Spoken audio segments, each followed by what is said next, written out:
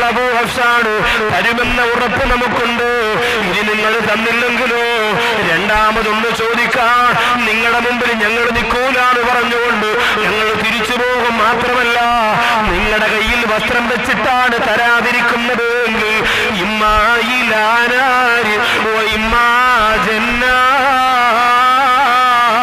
ഒന്നെങ്കിൽ അല്ലാഹു നിങ്ങളെ നാളെ പരലോകത്ത് ഇതിന്റെ പേരിൽ ഒരുപക്ഷെ നിങ്ങൾക്ക് നരകം തന്നേക്കാമെന്ന് പറഞ്ഞപ്പോ മക്കാ മണൽപ്പരികളെ കെടുകിടാതെ ഉറപ്പിച്ചു കളഞ്ഞ മക്കയുടെ പർവ്വതങ്ങൾ പോലും വിറച്ചു തുള്ളിപ്പോയ ഉമർ ഇബ്നുൽ ഖത്താബ് റളിയല്ലാഹു തആല അൻഹുവിന്റെ ആഗമനം കണ്ടിട്ടാണെങ്കിൽ ആ നേതാവായ സയ്യിദുനാ ഉമർ ഇബ്നുൽ ഖത്താബ് റളിയല്ലാഹു തആല അൻഹു പറയുകയാണ്, പൊട്ടിക്കരഞ്ഞുകൊണ്ട് ഒരു കൊച്ചുകുട്ടിയെ പോലെ നിലവിളിച്ചുകൊണ്ട് ഇറങ്ങി വന്നിട്ട് ആ പാവപ്പെട്ട സഹോദരനെ വാരിപ്പിണർന്നുകൊണ്ട് പറയുകയാണ്, നിന്റെ നാവ് കൊണ്ട് എനിക്ക് നരകമാണെന്ന് പറയല്ലേ, നിന്റെ നാവ് കൊണ്ട് എനിക്ക് നരകമാണെന്ന് പറയല്ലേ.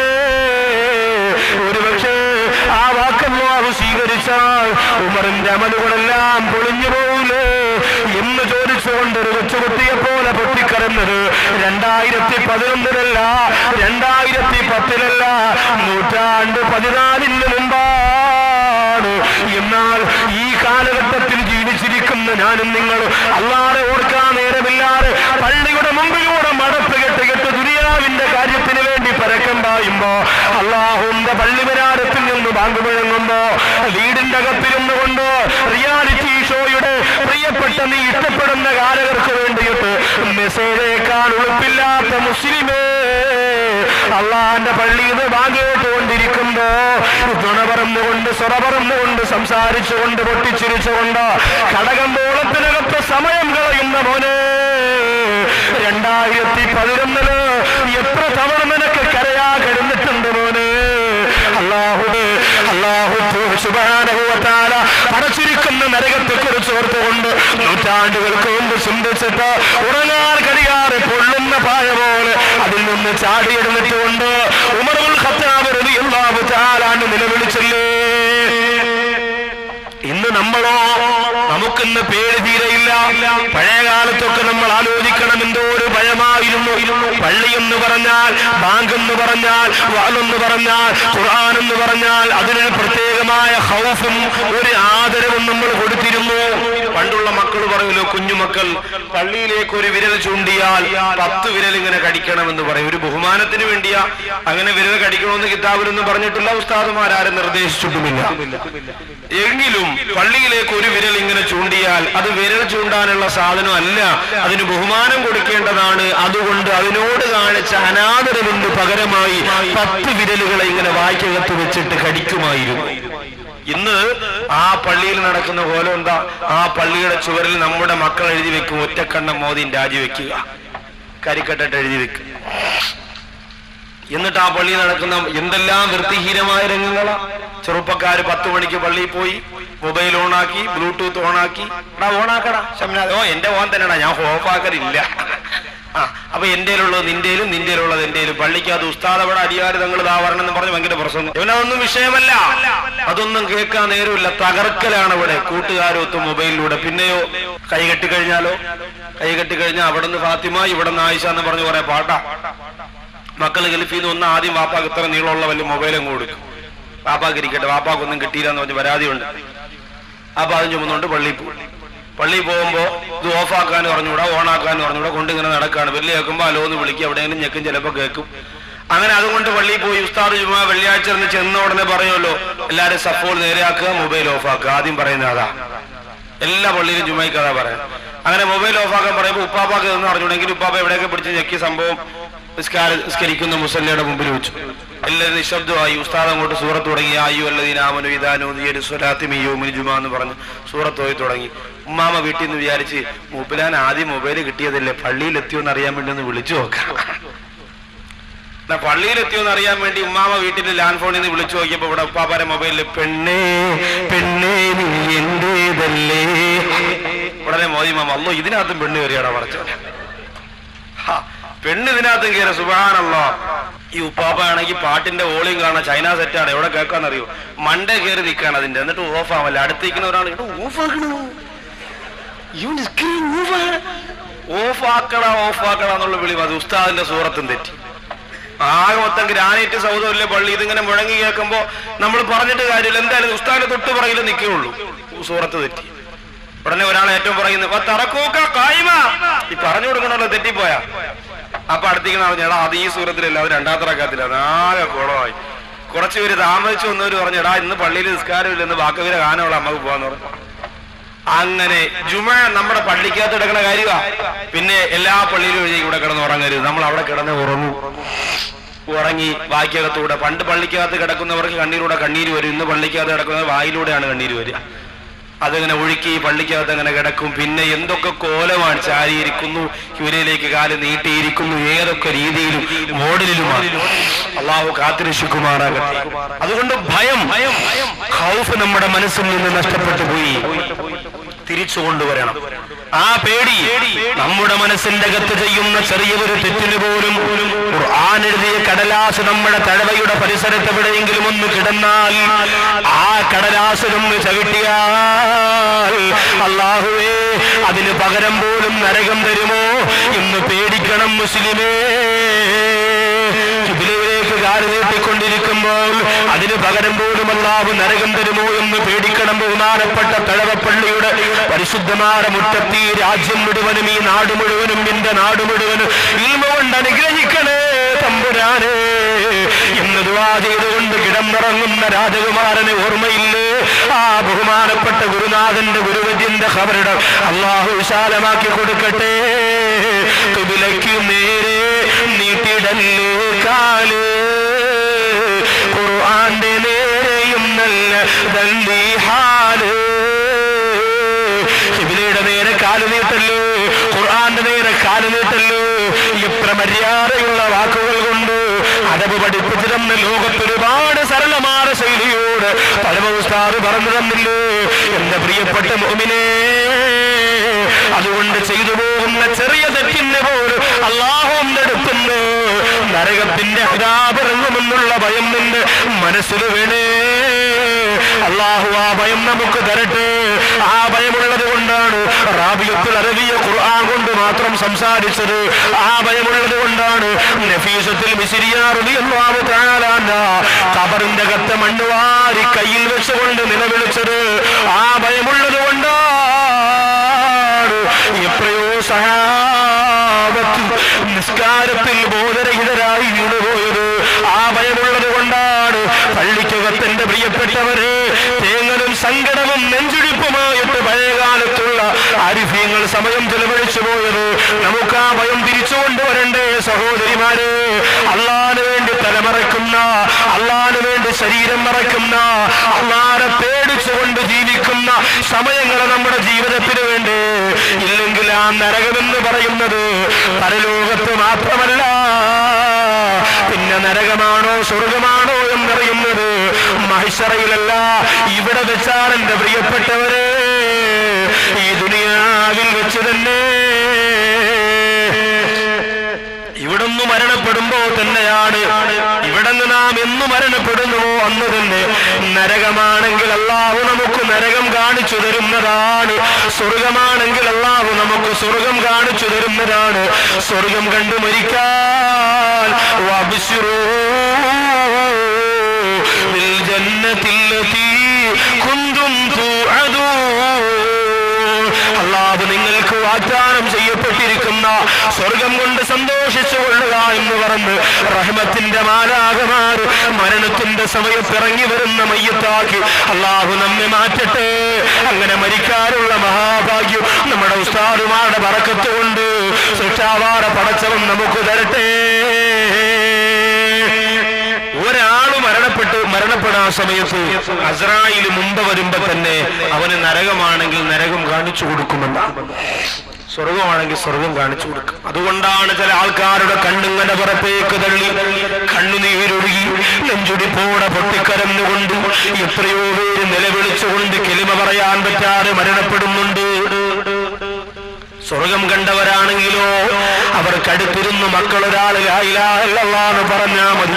അത് കേട്ട ഉടനെ അവര് പറയുന്നു ലാ ഇലാഹ ഇല്ലല്ലാഹ്.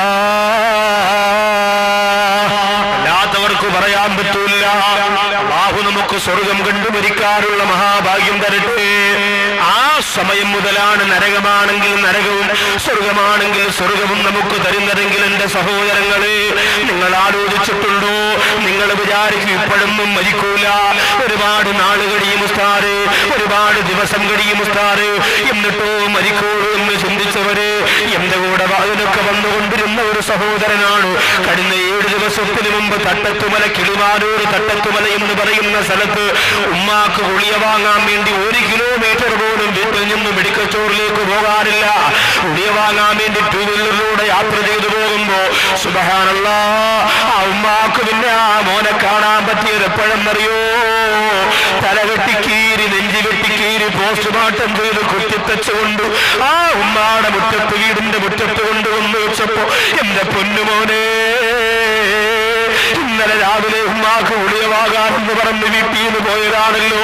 തിരിച്ചു വരുന്നതിന് മുമ്പ് അപകടം സംഭവിച്ച് വെഞ്ഞാറമൂട് ഗോകുലം മെഡിക്കൽ കോളേജിന് എന്റെ പ്രിയപ്പെട്ടവരെ 2 ദിവസത്തെ ചികിത്സയ്ക്ക് 3.5 ലക്ഷത്തോളം രൂപ ചെലവഴിച്ചിട്ട് ആ പൊന്നുമോന്റെ ആയുസ് തിരിച്ചു കിട്ടിയില്ലാരെങ്കിൽ അത് 18 വയസ്സിന് മാത്രം പ്രായമുള്ള സിനാസ് എന്ന് പറയുന്ന ഒരു മുസ്ലിം സഹോദരനാണെങ്കിൽ ചിന്തിച്ചു നോക്കണം. ചെറുപ്പക്കാരാ, കണ്ടുപിടിച്ചുകൊണ്ട് പെണ്ണുപിടിച്ചുകൊണ്ട് തോന്നിയതുപോലെ ജീവിച്ചതുകൊണ്ട് 90 വയസ്സ് വരെ ഞാൻ ജീവിച്ചിരിക്കും ഉറപ്പ് പറയുന്ന സഹോദര, ഉത്സവപ്പറമ്പിന്റെ അകത്തളത്തിൽ പാതിരാ സമയം പുറക്കപ്പെടുന്നുകൊണ്ട് ഗാനമേളക്കാരന്റെ അവസാന പാട്ട് കേട്ടുകൊണ്ട് ഉടുമുണ്ടിൽ തലയിൽ കെട്ടുകെട്ട് അല്ലാതെ പറന്ന് നൃത്തം ചെയ്യുന്ന കള്ളിനും മദ്യത്തിനും പെണ്ണിനും അടിപ്പെട്ടു പോരെ യുവത്വമേ,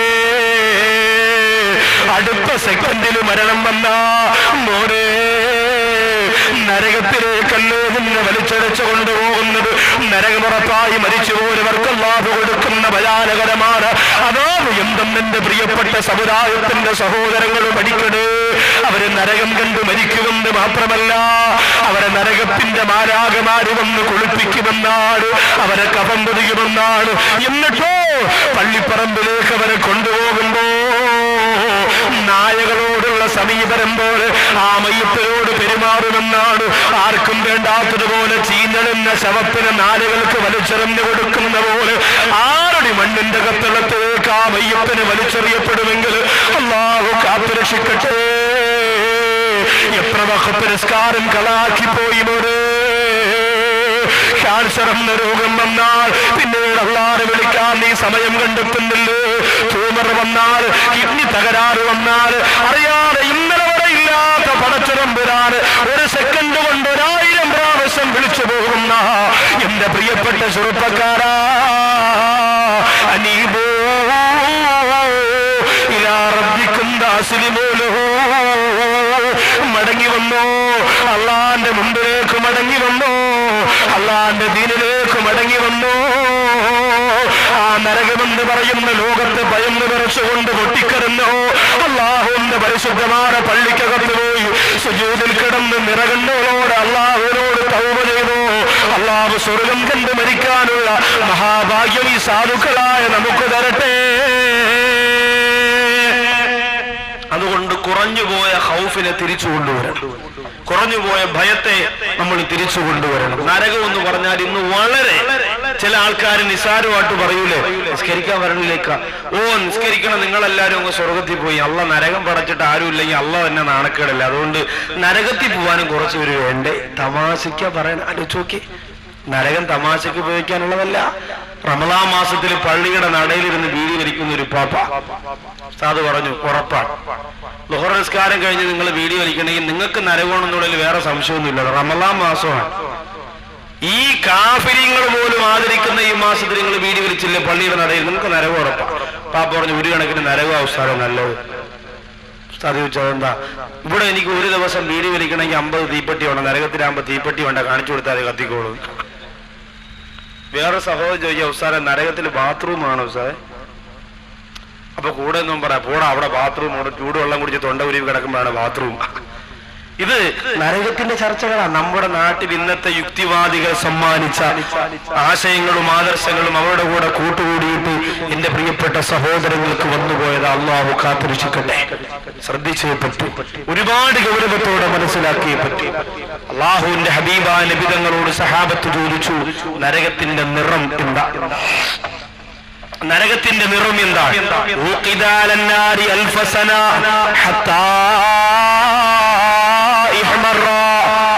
1000 കൊല്ലമാ നരകം ചുമന്ന നിറമായിരുന്നു. പിന്നെ രണ്ടാമത് 1000 കൊല്ലം കൂടി ആ നരകത്തെ കത്തിക്കപ്പെട്ടപ്പോൾ ആ നരകത്തിന് വെളുത്ത നിറമായി.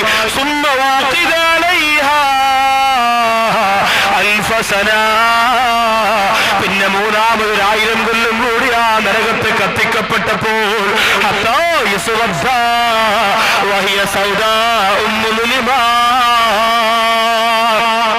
ആ നരകം കറുത്ത് കരിവാളിച്ചു പോയെന്നാണ്. നരകത്തിന് ഇന്നും കറുത്ത നിറമാണ്. തീ ഒരുപാട് കത്തുമ്പോൾ അതിന്റെ നിറം ചുമപ്പല്ല, വെളുപ്പല്ല, കറുപ്പാണ്. ഒരുപാട് തീ കത്തുമ്പോ പിന്നെ കറുത്ത നിറം മാത്രമേ നമുക്ക് കാണാൻ പറ്റൂ. അതാണ് നരകത്തിന്റെ നിറം. അല്ലാഹു എന്നെയും നിങ്ങളെയും ആ നരകത്തിന്റെ അദാബുകളിൽ നിന്ന് കാരുണ്യവാനായ പടച്ചതമ്പുരാൻ രക്ഷപ്പെടുത്തി അനുഗ്രഹിക്കുമാറാകട്ടെ. പരലോകത്തേക്ക് വരാം. അവിടെയാണല്ലോ നരകത്തെ കൊണ്ടുവരുന്നത്. يوم يقوم الروح والملائكة صفا لا يتكلمون إلا من أذن له الرحمن. അല്ലാഹു സുബ്ഹാനഹു വ തആല അവന്റെ സൃഷ്ടികളെ മുഴുവനും ഇതാ അണികളാക്കി ഒന്ന് ചലിക്കാൻ പോലും കഴിയാത്ത രീതിയിൽ പരലോകത്ത് നിരത്തുവർത്തിയിരിക്കുമ്പോൾ അല്ലാഹുവിന്റെ അനുമതിയില്ലാതെ ഒന്ന് ചലിക്കാൻ പോലും കഴിയൂല. പരലോക വിശ്വാസം മറന്നുപോയ സമുദായമേ, പരലോകത്തിന്റെ ചിന്തകൾ മനസ്സിൽ നിന്ന് മാറ്റിവെച്ചുപോടെ എന്റെ പ്രിയപ്പെട്ട സഹോദരിമാരെ, തിരിച്ചാ ചിന്തയിലേക്ക് മടങ്ങി വന്നേ പറ്റൂ. അവിടെ അല്ലാഹു സുബ്ഹാനഹു വ തആല അല്ലാഹുവിന്റെ ഹബീബായ നബി തങ്ങളുടെ സമുദായം ഉൾക്കൊള്ളുന്ന ആ പരലോകത്ത് നിൽക്കുന്ന ജനങ്ങൾക്ക് മുമ്പിലേക്ക് മാലിക്കുന്ന മലക്കിനോട് പറയുന്നു, മാലിക്കേ, ജിബ്രീൽ അലൈഹിസ്സലാം പോയി പറയുകയാണ്, മാലിക്കേ, നരകത്തിന്റെ ഒരു ഭാഗത്തെ ചങ്ങലക്കിട്ട് വലിച്ചടിച്ചു കൊണ്ടുവരാൻ അല്ലാഹു പറഞ്ഞിരിക്കുന്നു. മാലിക്കേ, പരലോകത്ത് നിൽക്കുന്ന ജനങ്ങൾക്ക് കാണിച്ചു കൊടുക്കാൻ, പരലോകത്ത് നിൽക്കുന്ന ജനങ്ങൾക്ക് കാണിച്ചു കൊടുക്കാൻ നരകത്തിന്റെ ഒരു ഭാഗത്തെ ചങ്ങലക്കിട്ട് വലിച്ചടിച്ചു കൊണ്ടുവരാൻ മാലിക്കിനോട് ജിബ്രീൽ അലൈഹിസ്സലാത്തു വസ്സലാം എന്ന് പറയുമ്പോ മാലിക്കെന്ന മലക്ക് ചോദിക്കുമെന്നാണ്, ജിബ്രീൽ, ഞാൻ എങ്ങനെ കൊണ്ടുവരും ജിബ്രീൽ? അവിടെ ലോകത്തിന്റെ നായകനാണ് അല്ലാഹുവിന്റെ ഹബീബായ നബി മുഹമ്മദ് മുസ്തഫ സല്ലല്ലാഹു അലൈഹി വസല്ലമ തങ്ങളുടെ സമുദായത്തിൽ പെട്ടവരില്ലേ? അവര് പേടിക്കൂലേ? അവര് കരയൂലേ? അവരെ മനസ്സ് പതറൂലേ? അവരെ കൈകാല് വിറയ്ക്കൂലേ? അവര് നരകം കണ്ട് അത്ഭുതപ്പെട്ടു പോകൂലേ എന്ന് ചോദിക്കുമ്പോ ജിബ്രീൽ അലൈഹിസ്സലാത്തു വസ്സലാം പറയുന്നു, അറിയില്ല, അല്ലാഹുവിന്റെ കൽപ്പനയാണ്, ഞാൻ പറഞ്ഞെന്ന് മാത്രമേ ഉള്ളൂ. മാലിക്കുന്ന മലക്കിന്റെ ചോദ്യം കണ്ടോ? പൊന്നാര നിബിധങ്ങള് സാധാരണ മനുഷ്യനാണെന്ന് പറഞ്ഞ് പുറംതള്ളിക്കളയുന്ന എന്റെ പ്രിയപ്പെട്ട സഹോദരങ്ങളെ, അല്ലാഹുവിന്റെ ഹബീബായ നബി മുഹമ്മദ് മുസ്തഫ സല്ലല്ലാഹു അലൈഹി വസല്ലമ തങ്ങളുടെ ശരീരത്തിന്റെ ഭാഗങ്ങളെ ബോഡി വേസ്റ്റ് എന്ന് പറഞ്ഞുകൊണ്ട് അധപ്പതനത്തിന്റെ രീതിയിലേക്ക് എഴുതിത്തള്ളിയ എന്റെ പ്രിയപ്പെട്ട സഹോദരങ്ങളെ, മാലിക്കെന്ന മലക്ക് പോലും ചോദിക്കുകയാണ്, പരലോകത്ത് കൊണ്ടുവരുമ്പോ അല്ലാഹുവിന്റെ ഹബീബിന്റെ സമുദായം കാണൂലേ? റസൂലുള്ളാഹി തിങ്കൾ ഹബീബുള്ളാഹി റസൂലുള്ളാഹി തിങ്കൾ ഹബീബുള്ളാഹി.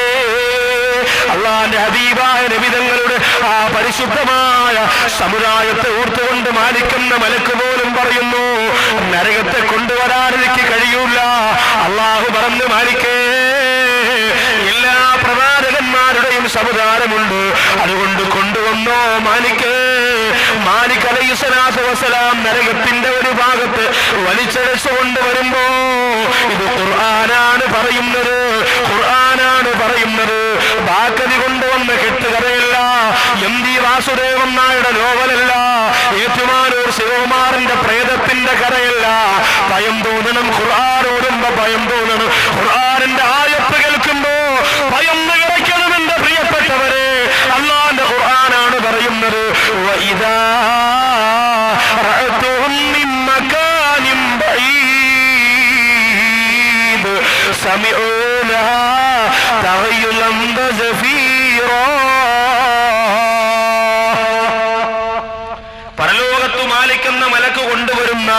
നരകത്തിന്റെ ഒരു ഭാഗം കാണുമ്പോ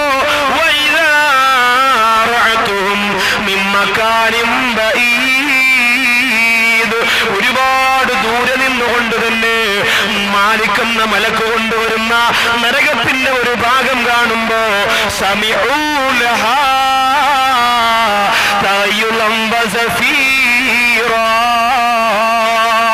ആ നരകത്തിന്റെ വിളിയാളോ, ആ നരകത്തിന്റെ ഞരങ്ങലും, ആ നരകത്തിന്റെ അട്ടഹാസവും കേട്ടുകൊണ്ട് അവർ ചോദിക്കുകയാണ്, പടച്ചവനെ ഇവിടെ നിൽക്കാൻ വയ്യ റബ്ബേ, ഇവിടന്ന് രക്ഷപ്പെടാ വല്ല മാർഗവുമുണ്ടോ, ഇവിടന്ന് രക്ഷപ്പെടാൻ വല്ല മാർഗവുമുണ്ടോ, ഇവിടെ നിൽക്കാൻ വയ്യ. ആ പരലോകത്ത് നരകത്തിന്റെ ഭാഗം കാണുമ്പോ എത്രയോ സഹോദരങ്ങൾ പറഞ്ഞു പോകുമെന്നാണ്. ഒരു വർഷം കൂടി തഴവയിലൊന്ന് ജീവിക്കാൻ ഒരു അവസരം കിട്ടിയാൽ, ഒരു മാസം മതി പടച്ചോനെ, ഒരു ദിവസം മതി തമ്പുരാനെ, ഞാൻ അവിടെ പോയി നല്ലതുപോലെ ജീവിച്ച് ഈ പരലോകം ഭയന്നവനായി പൊട്ടിക്കരഞ്ഞ് ദുആ ചെയ്തുകൊണ്ട് തിരിച്ചു വരാം എന്ന് അല്ലാഹുവിനോട് അവിടെയുള്ള ജനങ്ങൾ പറഞ്ഞു പോകുമ്പോൾ അല്ലാഹു പറയും, മലക്കുകളെ വേണ്ട,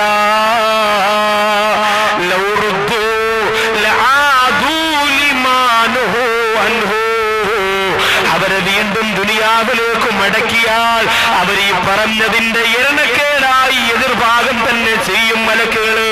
അതുകൊണ്ട് മനുഷ്യരാണ്, അവര് വന്ന വഴി മറന്നു പോകുന്നവരാണ്, അവര് തെറ്റിലേക്ക് ബന്ധിക്കപ്പെട്ടവരാണ്. അതുകൊണ്ട് അവരെ മടക്കി വിട്ടാലും വീണ്ടും നന്ദികേട് കാണിക്കും. അതുകൊണ്ട് വിടണ്ട,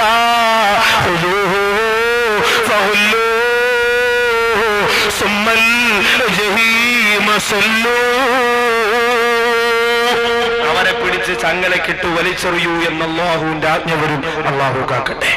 നരകത്തിന് 7 കവാടങ്ങൾ. ഈ 7 കവാടത്തിലൂടെയാണ് നരകത്തിലേക്ക് മനുഷ്യർ കടക്കുക. ഓരോ കവാടത്തിലും കടന്നു പോകുന്നവരാരാണെന്ന് അല്ലാഹു തീരുമാനിച്ചിട്ടുണ്ട്. അവരാരാണെന്ന് ഇൻഷാ അല്ലാഹ് നമുക്ക് ചർച്ച ചെയ്യണം. അറിയണേ നരകമിന്റെ ഇറകളെയും തുറക്കുമേ, കടക്കുമേ അതിലെരിയുമേ നിങ്ങൾ ഔവലദിൽ ജഹന്നമേ, വഇന്ന ജഹന്നമ ലമൗഇദുഹും അജ്മഈൻ ലഹാ സബ്അതു അബ്വാബ് ലികുല്ലി ബാബിൻ മിൻഹും ജുസ്ഉം മഖ്സൂം. നരകത്തിന് 7 കവാടങ്ങളാണ്. ആ നരകത്തിന് സബ്അതു അബ്വാബ്, 7 വാതിലുകളാണ്. ലികുല്ലി ബാബിൻ മിൻഹും, ഓരോ വാതിലിലൂടെ, ഓരോ കവാടത്തിലൂടെ ജുസ്ഉം മഖ്സൂം, അല്ലാഹു നിശ്ചയിച്ച, അല്ലാഹു തീരുമാനിച്ച ഓരോ വിഭാഗങ്ങളുണ്ട് എന്ന് അല്ലാഹുവിന്റെ ഖുർആൻ പറയുന്നു. ഒന്നാമത്തെ കവാടമേതാ? എന്റെ ഈ തഴവ കുറ്റിപ്പുറത്ത് നുസ്രത്തുൽ സാധു സംരക്ഷണ സമിതിയുടെ 2ാമത് വാർഷികത്തിന്റെ പരിപാടിയിൽ വന്ന എന്റെ പ്രിയപ്പെട്ട മുസ്ലിങ്ങളെ, ഈ പറയാൻ പോകുന്ന ഒരു സ്വഭാവ ദൂഷ്യവും നിനക്ക് വരാൻ പാടില്ല. ഒന്നാ, നീ മരിക്കുന്നത് നരകം കണ്ട, നിന്റെ ഖബർ നരകത്തിന്റെ ഭാഗമാണ്, നിന്നെ കുളിപ്പിക്കുന്നത് നരകത്തിന്റെ വെള്ളത്തിലാണ്, നീ ധരിക്കുന്നത് നരകത്തിന്റെ വസ്ത്രമാണ്, നിന്നെ കൊണ്ടുപോയി അടക്കിയത് മുതൽ പിന്നെ എന്റെ പ്രിയപ്പെട്ടവരെ, നരകത്തിന്റെ ഭയാനകരമായ ചൂടിൽ നിന്ന് രക്ഷപ്പെടാൻ നമുക്ക് സാധിക്കുകയില്ല.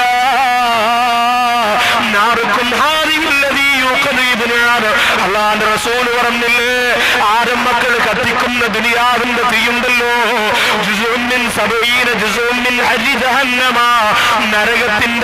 നരകത്തിന്റെ തീയുടെ ചൂടിൽ നിന്ന് 70ൽപ്പെട്ട ഒരു അംശം മാത്രമാണെന്ന് അല്ലാഹുവിന്റെ റസൂൽ പറയുമ്പോ, ദുനിയാവിന്റെ ചൂടത്ര ഭയാനകരമാണ്, ദുനിയാവിന്റെ തീ എത്ര ഭയാനകരമാണ്. പെട്രോളിന്റെ വാഹനം അങ്ങോട്ട് കത്തിപ്പോയാൽ പ്രിയപ്പെട്ടവര്, ആ തീ അങ്ങോട്ട് ആളിപ്പടരുമ്പോ 10,000-കണക്കാണ് മനുഷ്യമക്കള് സെക്കൻഡുകൾ കൊണ്ട് വെന്തുരുകി പോകുന്നത് ദുനിയാവിന്റെ ചൂടിന്റെ തീയുടെ ശക്തിയല്ലേ. ഗ്യാസ് കുറ്റിയുടെ മുമ്പിൽ നിന്ന് പ്രിയപ്പെട്ടവര് അത് പൊട്ടിത്തെറിച്ചു പോയി മക്കളോടൊപ്പം കുടുംബം കത്തി കണ്ണിയമർന്നു പോയ കഥ പത്രത്തിലൂടെ വായിക്കുന്നവര്, ഒരു ഗ്യാസ് കുത്തി അങ്ങോട്ട് പൊട്ടിപ്പടർന്ന് തീയാളി പിടിച്ചിട്ട് ഒരു കുടുംബം മുഴുവനും കത്തിക്കരിഞ്ഞു പോരെങ്കിൽ അത് ദുനിയാവിന്റെ തീയല്ലേ, അത് ദുനിയാവിന്റെ തീയല്ലേ. അപ്പോ പിന്നെ നരകത്തിന്റെ തീയോ, ആ തീ ഖബറിൽ വന്നാലോ, ആ തീ പരലോകപ്പുറമേ ഭയപ്പെടുത്തിയിട്ട് വിചാരണയുടെ വേളകളിൽ നമ്മുടെ കൂടെ നിന്നാലോ, അല്ലാഹു കാത്തുരക്ഷിക്കട്ടെ. അതുകൊണ്ട് ഈ പറയാൻ പോകുന്ന ഒരു വിഭാഗത്തിലും നിങ്ങൾ പെടാൻ പാടില്ല. ഒന്നാമത്തെ വാതിലിന്റെ പേരെന്തെന്നറിയോ? ഇസ്മു ജഹന്നം. ഒന്നാമത്തെ കവാടത്തിന്റെ പേര് ജഹന്നം എന്നാണ്. ആരാണ് ജഹന്നമിലൂടെ കടക്കുന്നത്? ജഹന്നമിലൂടെ കടക്കുന്നത് ആരാണ്? വഇദാ ഖീല ലഹു തഖില്ലാ അഖദതുൽ ഇസ്സതു ബിൽഇസ്മി ഫഅസ്ബുഹു ജഹന്നം വലബിഇസൽ മിഹാദ്. ജഹന്നമിലൂടെ കടക്കുന്നവരാരാണ്? അല്ലാഹുവിനെ തഖ്വ ചെയ്യാൻ പറഞ്ഞാൽ, അല്ലാഹുവിനെ സൂക്ഷിക്കാൻ പറഞ്ഞാൽ, നിസ്കരിക്കാൻ പറഞ്ഞാൽ, തലമറക്കാൻ പറഞ്ഞാൽ, നോമ്പ് പിടിക്കാൻ പറഞ്ഞാൽ, ഇതൊക്കെ വേറെ ചില ആൾക്കാർക്ക് പറഞ്ഞിട്ടുള്ളതാ, കാശും പവറുമുള്ള ഞങ്ങൾക്ക് പറഞ്ഞിട്ടുള്ളതല്ല എന്ന് പറഞ്ഞുകൊണ്ട് പിന്തിരിഞ്ഞു പോകുന്ന അഹങ്കാരികൾ, അവർക്കാണ് നരകത്തിന്റെ ഒന്നാമത്തെ കവാടം. ഇന്ന് തലമറച്ചാൽ അഹങ്കാരത്തിന്റെ മോഡലിലാണ് ചില സഹോദരിമാര് മറയ്ക്കുക. 3 രീതിയിലാണ് തലമറച്ച. ശ്രദ്ധിച്ചോളണേ, 3 രീതിയിലാണ്. DPP വാള കണ്ടോ? ഒന്നാമത്തെ രീതി പഴയ കാലമല്ല, ഒരു 3-4 വർഷം കൊണ്ടുണ്ടാവുന്ന ഒരു മാറ്റം. ഒന്നാമത്തെ രീതി ഏതാ എന്റെ സഹോദരങ്ങളേതാ? ഇത്ര തലമറക്കും, ഇത്ര മറച്ചിട്ട് ബാക്കി ഇത്ര രജനീകാന്ത് മോഡൽ ഇങ്ങനെ ഫ്രണ്ടിലിട്ടിരിക്കും. എന്നിട്ട് മുടി ഇങ്ങനെ നെറ്റിയിലൂടെ ഇട്ടിട്ട് ഇടയ്ക്കിടയ്ക്ക് സൂറാത്ത അങ്ങനെ ഭൂന്ന് ഊതി മുകളിലോട്ട് ഇങ്ങനെ ഇട്ടിട്ട് ഒരു പ്രത്യേക മോഡലിലായിരുന്നു കുറെ നാൾ അങ്ങനെ. അത് കഴിഞ്ഞിട്ട് രണ്ടാമത്തെ മോഡൽ കുറച്ചു നാളതാ ഇങ്ങനെ അങ്ങോട്ട് ഇട്ടിട്ട്, എന്നെ നല്ല ഈമാനുള്ള മോള് ഇവിടെ നിന്ന് ഇങ്ങനെ പിടിക്കും, ഇവിടെ നിന്ന് ഇങ്ങനെ പിടിക്കും. ഇത് രണ്ടും കൂടെ പിടിച്ച് ഉദിയേക്ക് മോദിമാമ ബോത്തിന്റെ കാലി കെട്ടണ പോലെ ഇവിടെ ഒറ്റ കെട്ട ഇങ്ങനെ കെട്ടി വയ്ക്കും. ഇത് രണ്ടാമത്തെ മോഡൽ. ഇപ്പൊ ലേറ്റസ്റ്റ് മോഡൽ ഏതാന്ന് പറയാം, 2011 ഏറ്റവും പുതിയ മോഡൽ എന്ന് പറഞ്ഞാൽ ഇങ്ങനെ വെക്കും. വെച്ചിട്ട് ഈ ഷാളിന്റെ 2 അറ്റം ഉണ്ടല്ലോ, അതുകൊണ്ട് ഇങ്ങനെ ഒരു കെട്ടുണ്ട് ഇവിടെ. ഇതൊക്കെ പഠിക്കണം, ഇതൊക്കെ നോക്കി ചുമ്മാ മക്കളും താത്തായും പറഞ്ഞ മാറ്റുണ്ടെങ്കിൽ കൊടുത്താ പോരാ, ഇറങ്ങി പോണ പോലെ നോക്കണം. ഇങ്ങനെ കെട്ടും. ഇങ്ങനെ ഇടുമ്പോ നല്ലതുപോലെ എല്ലാം പറഞ്ഞിട്ടുണ്ട്, റെഡിയാണ്. അവസാനം പോവാൻ നേരത്തെ ഇങ്ങനെ പിടിച്ച് തോളിയിട്ടുണ്ടെങ്കിൽ പോകും. അപ്പോ സാരിയുടെ മുകളിൽ ഞുറു പോലെ ഇങ്ങനെ കിടക്കും, ചുരിദാറിന്റെ മുകളിൽ ഞുറു പോലെ ഇങ്ങനെ കിടക്കും. ഇതാണ് പുതിയ മോഡൽ. ഇവിടെ ഒരു കെട്ടും കാണും. ഇതാണ് ഇപ്പൊ നമ്മുടെ സഹോദരിമാരുടെ തലമറപ്പ്. തലയല്ല മറക്കുന്നത്, തോള മറയ്ക്കുന്നത്. പിന്നെ അള്ളാഹുവിനെ ഭയന്നുകൊണ്ടാണ് എന്റെ ഭാര്യ ഇപ്പൊ ഫുൾ കൈ ചുരിദാറെ ധരിക്കുള്ളൂ ഉസ്താദെ, ഇവിടം പോലും ഇവിടം വരെ ഫുൾ കൈയാണ്. പക്ഷെ എന്താ സംഭവം? നെറ്റാണ്, നെറ്റ്. കൈ ഫുള്ളായിട്ട് കാണാം ഉസ്താദെ. ആ ഫുൾ കൈ കാണാം, ഫുൾ കൈ കാണാന്ന് അപ്പൊ പുതിയത്. നമ്മൾ ആലോചിച്ച് നോക്കി, കുറേശ്ശെ ഇങ്ങനെ കാണിച്ച് ഇപ്പൊ ഫുൾ കൈ കാണിച്ചു. ഒരു 2011 ഇപ്പോ 3-4 കൊല്ലം കൂടെ കഴിഞ്ഞാൽ പിന്നെ നെറ്റ് മാത്രമേ കാണുള്ളൂ ശരീരം മൊത്തം. അപ്പൊ പിന്നെ മൊബൈൽ കൊണ്ട് പുറകെ നടക്കേണ്ട കാര്യമില്ല, വെറുതെ അങ്ങ് നടന്നുകൊണ്ടാണ്. ഏത് കോലത്തിലായി നമ്മൾ അതിനൊക്കെ നമ്മൾ കൂടെ നിൽക്കുന്നില്ലേ? 65,000 രൂപയുടെ പർദ്ദയാണ് 2 മാസമാണ് ഇറങ്ങിയിട്ട് കാസർഗോഡ് ജില്ലയിൽ പുതിയ പർദ്ദ. 65,000 രൂപ ഒരു പർദ്ദയുടെ വില. ഒന്നും രണ്ടുമല്ല, 65,000 രൂപയുടെ പർദ്ദ. കാസർഗോഡ് നിന്ന് കന്യാകുമാരി വരെ രാഷ്ട്രീയക്കാര് യാത്ര നടത്തുന്ന പോലെ പർദ്ദ യാത്ര നടത്താൻ പോവാൻ ഉടനെ കൊല്ലം ജില്ലയിൽ, അതുപോലെ എന്റെ പ്രിയപ്പെട്ടവരെ തിരുവനന്തപുരം ജില്ലയിൽ ഒക്കെ ആ പർദ്ദ വരും. സഹോദരിമാരാ പർദ്ദ വാങ്ങിയിട്ടാ നമ്മുടെ അവസ്ഥ ഒന്ന് ആലോചിച്ച് നോക്കി. കഴുകാൻ പോകുമ്പോ കൂടെ പോകണം നോക്കാൻ, കഴുകി വിരിക്കാൻ പറ്റൂല, കൂടെ നിൽക്കണം, ഉണങ്ങുന്നത് വരെ കൂടെ നിൽക്കണം, പിന്നെ മച്ച അടിച്ചു മാറ്റിക്കൊണ്ട് പോകണമെന്ന് നോക്കണം. 65,000 പർദ്ദ അത്രയും വില കൂടാനുള്ള കാരണം ആ പർദ്ദയുടെ ഏറ്റവും താഴ്ഭാഗത്ത് സ്വർണത്തിന്റെ 4 പൂക്കൾ വെച്ച് പിടിപ്പിച്ചിട്ടുണ്ട്. സഹോദരിമാർ ഇപ്പൊ പറയും, ചുമ്മാതല്ലടി അത്രയും വില. ഞാൻ ആലോചിക്കുകയും ചെയ്ത്, തുണിക്ക് ഇത്ര വില. തുണിക്കല്ല വാത്ത, സ്വർണത്തിനാ. സ്വർണത്തിന്റെ 4 പൂക്കൾ വെച്ച് പിടിപ്പിച്ചിട്ടുണ്ട് ആ പർദ്ദയുടെ താഴ്ഭാഗത്ത്. അല്ലേ? അപ്പോ നല്ലതൊക്കെ അഹങ്കാരികളാണ്. ജനങ്ങൾ ഇങ്ങനെ പുറംകാലുകൊണ്ട് വലിച്ചെറിയും. നുസ്രത്തുല്ലരാവിന്റെ പാവപ്പെട്ട സഹോദരങ്ങൾ ചെന്ന് പറയുന്നു, ഇക്ക അല്ലെങ്കിൽ ഉപ്പ, ഞങ്ങൾ ഇവിടെ ഇപ്രാവശ്യം ഒരു പരിപാടി വെക്കാൻ പോവാണെന്ന് പറയുമ്പോ നിനക്കൊന്നും വേറെ ജോലിയില്ലേടാ, നിങ്ങൾ സഹായിച്ചിട്ട് ഇവിടെ എല്ലാവരും അങ്ങ് രക്ഷപ്പെട്ടു പോയി, നിങ്ങൾ ഇറങ്ങി കെട്ടിക്കാനില്ലെങ്കിൽ പിന്നെ എല്ലാ മക്കളും അങ്ങ് വീട്ടിൽ നിന്ന് പോകുമെന്ന് പറഞ്ഞ് തുടയും ചൊറിഞ്ഞ് മുറുക്കാനും തിന്നുകൊണ്ട് പിശാചിന് കൈയടിച്ച് ഒത്താശ പാടുന്ന ഈ നാട്ടുകാരാരെങ്കിലും ഉണ്ടെങ്കിൽ ശ്രദ്ധിച്ചോ. മോനെ, അത് അഹങ്കാരത്തിന്റെ കടിയാണ്, അത് അഹങ്കാരത്തിന്റെ ചെറിയാണ്. ബഹുമാനപ്പെട്ട തലവാ മുഹമ്മദ് കുഞ്ഞ് മൗലവി ഉസ്താദ് കിടക്കുന്ന പള്ളിയുടെ പരിസരത്തുള്ള എന്റെ പ്രിയപ്പെട്ട സഹോദരങ്ങളെ, നമ്മുടെ ജീവിതത്തിൽ ഒരിക്കലും ഉണ്ടാകാൻ പാടില്ലാത്ത സ്വഭാവമാണ് അഹങ്കാരം. പഴവ ഉസ്താദിനില്ലാതെ പോര അഹങ്കാരം, പഴവ ഉസ്താദ് നിർത്തുപോര അഹങ്കാരം. അല്ലാഹു സുബ്ഹാനഹു വ തആല ആ മഹാനുഭാവന്റെ പേര് പറഞ്ഞതുകൊണ്ട് നമ്മുടെ ദുആ സ്വീകരിക്കട്ടെ. നമ്മുടെ മനസ്സിന്റെ അഹന്തയുടെ അഹങ്കാരത്തിന്റെ എല്ലാ കോലങ്ങളെയും അല്ലാഹു നശിപ്പിച്ചിട്ട് വിനയത്തിന്റെ പ്രതീകമാക്കി അല്ലാഹു നമ്മെ മാറ്റട്ടെ. അഹങ്കാരികൾക്കാണ് നരകത്തിന്റെ ഒന്നാമത്തെ കവാടം. നമ്മുടെ നാട്ടിലും അഹങ്കാരികൾക്ക് തന്നെയാണല്ലോ ഒന്നാം സ്ഥാനം. ചില പള്ളി പരിപാലിക്കുന്ന പരിപാലകർ പറയൂലേ ഉസ്താദിനോട്, ഖജാൻജി വന്നിട്ട് പറയും, ഉസ്താദേ ഇവിടെ ജോലി സ്ഥിരമാവണമെങ്കിൽ ഒരു നിബന്ധന കൂടിയുണ്ട്, പ്രസിഡന്റ് ഇപ്പൊ വരുമ്പോ ഒന്ന് എഴുന്നേൽക്കണം. ഉസ്താദ് പറയും, അതീ കുറച്ചുള്ള ജോലി മതി. എന്തൊക്കെ നിബന്ധന എന്നറിയോ? ചില ആൾക്കാരൊക്കെ മഹലിൽ വരുമ്പോ ഉസ്താദ് എഴുന്നേറ്റ് അസ്സലാമു അലൈക്കും, ഇരിക്കും ഉസ്താദേ ഇന്ന് പറഞ്ഞ് ഇരിക്കണം, ഇരിക്കും സാറേ എന്ന് പറഞ്ഞ് ഇരുത്തണം, ഇല്ലെങ്കിൽ ജോലി ചെയ്യാൻ പറ്റൂല. അഹങ്കാരത്തിന്റെ രൂപങ്ങൾ അല്ലാഹുവിന്റെ ഹബീബായ തങ്ങൾ പോലും കടന്നു വന്നപ്പോൾ എഴുന്നേറ്റ സഹാബത്തിനോട് മുത്തുനബി പറഞ്ഞു, കണ്ട എന്നെ കാണുമ്പോ നിങ്ങൾ എഴുന്നേൽക്കല്ലേ. സഹാബത്ത് എഴുന്നേൽക്കാതിരിക്കുമോ? എന്റെ പ്രിയപ്പെട്ടവര്, അത് മുത്തുനബിയോടുള്ള ആദരവല്ലേ. പക്ഷേ നമ്മുടെ മനസ്സിലേക്ക് അഹങ്കാരം വരാൻ പാടില്ല. ഉസ്താദിനെ കാണുമ്പോ എഴുന്നേറ്റു, പള്ളിയിലെ ഖത്തീബിനെ കാണുമ്പോ എഴുന്നേറ്റത് അവരോടുള്ള ബഹുമാനമല്ല, അവരുടെ ഇൽമിനോടുള്ള ആദരവാണ്. അവര് പഠിച്ച ഖുർആനിനോടുള്ള, അവര് പഠിച്ച ഹദീസിനോടുള്ള ബഹുമാനമാണ്. വിനയം നമ്മുടെ മനസ്സിന്റെ മുഖമുദ്രയാകണം. അഹങ്കാരികൾക്ക് എവിടെയും ഒന്നാം സ്ഥാനം വേണം, അഹംവാദികൾക്ക് എവിടെയും ഒന്നാം സ്ഥാനം വേണം. ആ സ്ഥാനം ആഖിറത്തിലാണ് അഹങ്കാരികൾക്ക് അല്ലാഹു തരാൻ പോകുന്നത്. ഉമർ ഇബ്നുൽ ഖത്താബ് റളിയല്ലാഹു അൻഹു, ബഹുമാനപ്പെട്ട ഖാലിദ് ഇബ്നുൽ വലീദ് റളിയല്ലാഹു അൻഹു ഷഹീദാകാൻ ഒരുപാട് ആഗ്രഹിച്ച വ്യക്തിയാണ് ഖാലിദ് റളിയല്ലാഹു അൻഹു.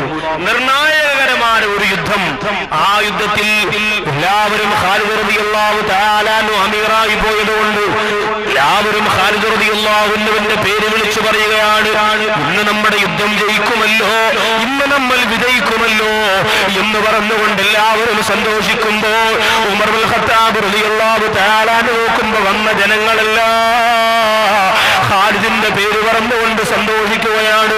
ഉമർ ഇബ്നുൽ ഖത്താബ് റളിയല്ലാഹു അൻഹു ഒരു കത്ത് കൊടുത്തയച്ചു. ഖാലിദ് റളിയല്ലാഹു അൻഹുവിന് തന്റെ തലസ്ഥാനത്ത് നിന്ന് മാറ്റിയിട്ട് വേറൊരാളെ അമീറായിട്ട് നിശ്ചയിച്ചു എന്ന് കത്ത് കൊടുത്തയച്ചപ്പോൾ ഖാലിദ് റളിയല്ലാഹു അൻഹു യുദ്ധം കഴിഞ്ഞ് കരഞ്ഞുകൊണ്ട് വന്നിട്ട് ഉമർ ഇബ്നുൽ ഖത്താബ് റളിയല്ലാഹു അൻഹുവിനോട് ചോദിക്കുന്നു, ഉമറേ ജയിക്കൽ ആവശ്യമായ നിർണായകരമായ യുദ്ധത്തിൽ എന്തുകൊണ്ടാണ് അമീറിന്റെ സ്ഥാനത്തിൽ നിന്ന് മാറ്റിയതെന്ന് ചോദിക്കുമ്പോൾ ഖാലിദ് റളിയല്ലാഹു തആല അൻഹുവിനോട് ഉമർ ഇബ്നുൽ ഖത്താബ് റളിയല്ലാഹു അൻഹു പറഞ്ഞു, നീ കൊണ്ടുവന്ന കണക്കുകളൊന്നും ശരിയല്ല, കണക്കിൽ കൃത്രിമത്വമുള്ള, കണക്കിൽ കൃത്യതയില്ലാത്തവർ യുദ്ധത്തിന്റെ അമീറാകാൻ പറ്റൂല, അതുകൊണ്ടാണ് മാറ്റിയെന്ന് പറഞ്ഞപ്പോ ഖാലിദ് റളിയല്ലാഹു അൻഹു പറഞ്ഞു, കണക്കിന്റെ വിഷയത്തിൽ എനിക്ക് അല്പം കുറവുള്ളത്, എനിക്കൊരൽപ്പം തെറ്റുപറ്റുന്നത് നേരത്തെ അവിടത്തേക്ക് അറിയാമല്ലോ, പിന്നെ എന്തേ എന്നെ അമീറായിട്ട് നിശ്ചയിച്ചതെന്ന് ചോദിക്കുമ്പോ ഉമർ ഇബ്നുൽ ഖത്താബ് റളിയല്ലാഹു അൻഹു തലകുനിച്ചു വെച്ചിരിക്കുകയാണ്. ഖാലിദ് റളിയല്ലാഹു അൻഹുവിന് അറിയാം, അതുകൊണ്ടല്ല എന്നെ അമീറിന്റെ സ്ഥാനത്ത് നിന്ന് മാറ്റിയത്, വേറെന്തോ തക്കതായ കാരണമുണ്ടാകും.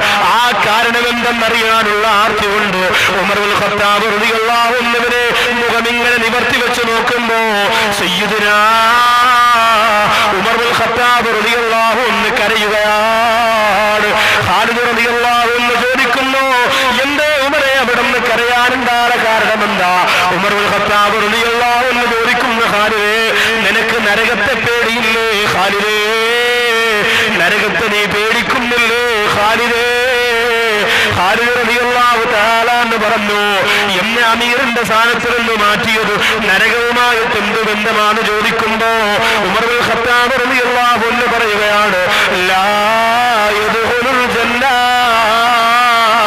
മൻ കാന ഫീ ഖൽബി മിസ്ഖാലു ദർറത്തിൻ മിൻ കിബ്ർ. അണു അളവ് അഹങ്കാരം ഒരു മനുഷ്യന്റെ ഹൃദയത്തിലുണ്ടെങ്കിൽ അവര് സ്വർഗത്തിൽ കടക്കുകയില്ല എന്ന് നിബിധങ്ങൾ പറഞ്ഞില്ലേ? അവർക്ക് നരകമല്ലേ, നരകത്തിന്റെ ഒന്നാമത്തെ കവാടമല്ലേ? അതുകൊണ്ട് ഖാലിദേ, ഇത്രയും ജനങ്ങൾ നിന്റെ പേര് പറഞ്ഞുകൊണ്ട് നിന്നെ പുകഴ്ത്തുമ്പോ, നിന്റെ പേര് പറഞ്ഞുകൊണ്ട് മുദ്രാവാക്യം വിളിക്കുമ്പോ, ഖാലിദേ, നിന്റെ മനസ്സിലേക്ക് നീ ഇച്ചിരി കഴിവുള്ളവനാണെന്ന ചിന്ത വരുന്നത് അഹങ്കാരമല്ലേ? അങ്ങനെ അഹങ്കാരം വന്നാ നിനക്കല്ലാഹു ആഗ്രഹിക്കുന്ന സ്വർഗം തരൂലല്ലോ, നിനക്കല്ല നരകം തരുമല്ലോ. അത് പേടിച്ചുകൊണ്ടാണ് യുദ്ധം തോക്കുന്നെങ്കിൽ പോട്ടെ, പക്ഷേ നിനക്ക് നരകം കിട്ടാൻ പാടില്ല എന്ത് ചിന്ത കൊണ്ടാണ് നിന്നെ ഞാൻ മാറ്റിയതെന്ന് പറയുമ്പോ ഉമർ ഇബ്നുൽ ഖത്താബ് റളിയല്ലാഹു തആല അൻഹുവിനെ വാരിപ്പുണർന്നുകൊണ്ട് പൊട്ടിക്കരന്ന് പോരെങ്കില് എന്റെ തഴവാ കുറ്റിപ്പുറത്ത് വന്ന പ്രിയപ്പെട്ട സഹോദരങ്ങളെ, ഏതെങ്കിലും ഒരു രീതിയിൽ നിങ്ങളുടെ അഹങ്കാരം പിടിപെട്ടിട്ടില്ലേ? പല രീതിയിലാണ് അഹങ്കാരം വരിക. ഏറ്റവും അധികം അഹങ്കാരം വരുന്നത് പണത്തിന്റെ പേരിലാണ്. പണത്തിന്റെ പേരിൽ അഹങ്കരിക്കല്ലേ. പണത്തിന്റെ പേരിൽ ഏറ്റവും കൂടുതൽ അഹങ്കരിച്ച ഒരാളുണ്ടായിരുന്നു. അതാരായിരുന്നെന്നറിയോ? അല്ലാഹുവിന്റെ ഖുർആൻ പറഞ്ഞു തരുന്നു. സൂറത്തുൽ ഖസസ് പഠിക്കുമ്പോ നിങ്ങൾക്ക് മനസ്സിലാകും. ഇന്ന ഖാറൂൻ കാന മിൻ ഖൗമി മൂസാ ഫബഗാ അലൈഹിം വആതൈനാഹു മിനൽ കുനൂസ് മാ ഇന്ന മഫാത്തിഹു ലതനൂ ബിൽ ഉസ്ബതി ഉലിൽ ഖുവാ. ഖാറൂൻ എന്ന് പറയുന്ന ഒരു അഹങ്കാരത്തിന്റെ രൂപം കൊണ്ട് നൃത്തം ചവിട്ടിയ മനുഷ്യരുണ്ടായിരുന്നു. മൂസാ നബിയുടെ ജനതയിൽപ്പെട്ട ആളായിരുന്നു. എന്തേ? അല്ലാഹു ഒരുപാട് പണം കൊടുത്ത് അഹങ്കരിച്ചു. വൈകുന്നേരങ്ങളിൽ തന്റെ ശരീരത്തിന്റെ തങ്കാഭരണങ്ങളെ പുറത്ത് കാണിച്ചുകൊണ്ട് നടന്നു പോകുമ്പോ പാവപ്പെട്ട ജനങ്ങളാ ഖാറൂനിനെ നോക്കിയിട്ട് പറയും, യാ ലൈതനീ മിസ്ലമാ ഊതിയ ഖാറൂൻ. ഖാറൂനിന് കൊടുത്തതുപോലെ കിട്ടിയിരുന്നെങ്കിൽ കൊള്ളാമായിരുന്നു. തഴവാ കുറ്റിപ്പുറത്തിന്റെ പരിസരത്തുള്ള പാവപ്പെട്ടവര് ചിന്തിക്കാറില്ലേ?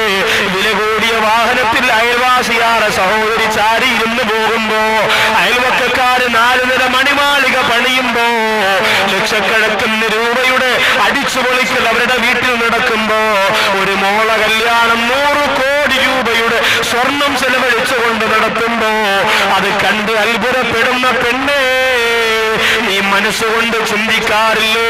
യാ ലൈതനീ മിസ്ലമാ ഊതിയ ഖാറൂൻ. ഖാറൂൻ എന്ന മനുഷ്യന് കൊടുത്തതുപോലെ എനിക്ക് കിട്ടിയിരുന്നെങ്കിലെന്ന് ചിന്തിച്ച ജനതയെ പോലെ ചിന്തിക്കാറില്ലേ? എന്നാൽ അചഞ്ചലമായ മനസ്സിന്റെ അകത്ത് അരക്കിട്ടുറപ്പിച്ച വിശ്വാസമുള്ള മുത്തഖീങ്ങൾ എന്താ പറഞ്ഞത്? ലാ തഫ്റഹ് ഇന്നല്ലാഹ ലാ യുഹിബ്ബുൽ ഫരിഹീൻ. എടോ ഖാറൂനേ, നീ ഒരുപാട് ചാടണ്ട, നീ ഒരുപാട് അഹങ്കരിക്കണ്ട, നീ ഒരുപാട് ആഹ്ലാദിക്കണ്ട. ഒരുപാട് അതിരികണം ആഹ്ലാദിക്കുന്നവര് അല്ലാഹുവിന് ഇഷ്ടമല്ല എന്ന് നല്ല വിശ്വാസികൾ പറഞ്ഞു കൊടുത്തു. അവസാനം വഖസഫ്നാ ബിഹി വബിദാരിഹിൽ അർള. ഖാറൂനിന്റെ കൊട്ടാരവും ഖാറൂനും ഭൂമിയുടെ ഒരു ഭാഗം പിളർത്തി അല്ലാഹു അതിന്റെ അകത്തിട്ട് അടച്ചു. എന്നിട്ട് അല്ലാഹു അദാബ് കൊടുത്തത് ഖുർആൻ വ്യക്തമാക്കി.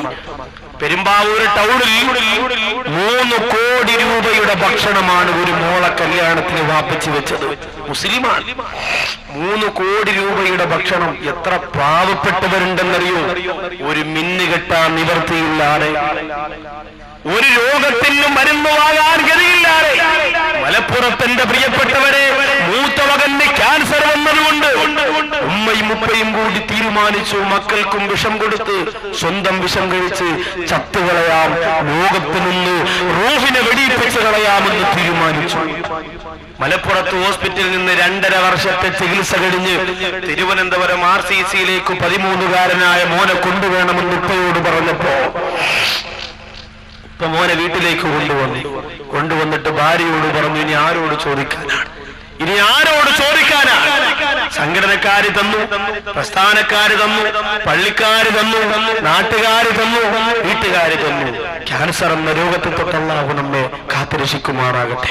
വന്നാൽ ജീവനും പോവും, സമ്പത്തും പോവും, സ്വസ്ഥതയും പോവും, ജീവിച്ചിരിക്കുന്നവരുടെ മനസ്സിന് സമാധാനവും പോകും.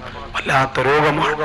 അല്ലാഹു ഈ സരസിൽ നിന്ന് ശബ്ദം ശ്രവിക്കുന്ന ആരുടെയെങ്കിലും കുടുംബത്തിൽ ആ രോഗം ബാധിച്ചവരുണ്ടെങ്കിൽ കരുണക്കടലാര ശാഫിയാര കാഫിയായ നാദാ, ഈ നാടിൽ അന്ത്യവിശ്രമം കൊള്ളുന്ന ബഹുമാനനായ ഉസ്താദിന്റെ പോരിശ കൊണ്ട് നുസ്രത്തുൽ-അനാം സാധു സംരക്ഷണ സമിതി മുന്നോട്ട് വെക്കുന്ന ലക്ഷ്യങ്ങളുടെ ബറക്കത്ത് കൊണ്ട് ആ രോഗങ്ങളിൽ നിന്നവരെ പരിപൂർണമായി നീ രക്ഷപ്പെടുത്തണേ പടച്ചവനെ. വന്നാൽ ആ രോഗമൊക്കെ മാറുന്ന കാര്യം വലിയ പാടാണ്.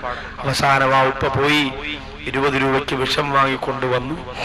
ഭാര്യയോട് പറഞ്ഞു, നമുക്ക് മക്കൾക്ക് കൊടുക്കാം. ഭാര്യ പറഞ്ഞു, എങ്ങനെ കഴിയുന്നു, എങ്ങനെ നിങ്ങൾക്ക് കഴിയുന്നു അങ്ങനെ പറയാം?